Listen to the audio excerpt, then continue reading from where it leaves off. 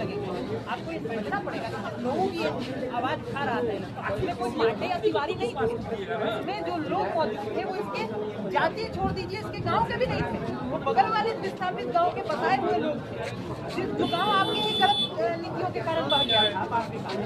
और आज ये लड़का उनके लिए आवाज उठाया, उनके लिए सड़क, बिजली, पानी की व्यवस्था कर रहा है।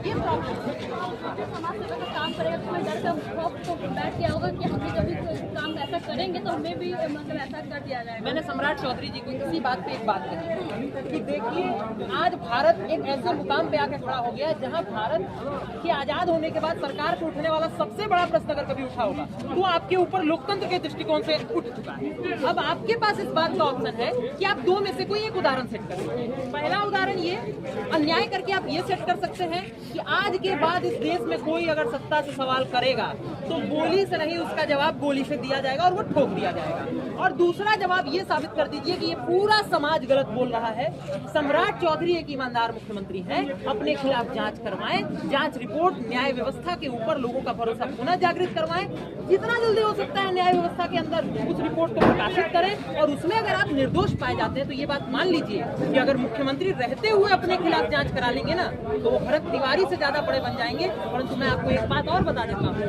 इसके लिए बहुत करीजा चाहिए। तो क्या सम्राट चौधरी का करेगा नहीं है? ये सम्राट चौधरी के ये प्रश्न है ना, ये सम्राट चौधरी तय करेंगे, ये मैं नहीं कह सकता हूँ। मेरा अधिकार क्षेत्र टीका टिप्पणी करने का इस सवाल के साथ समाप्त हो जाता है। जवाब देना और इतिहास के दो पन्नों में से किसी एक पे अपना नाम गढ़वा लेना, ये अब सम्राट चौधरी जी के हाथ में है, या तो सबसे महानतम के रूप में या तो सबसे क्रूरतम के रूप में। क्या जांच होगी? जांच होगी, न्याय होगा, थोड़ा समय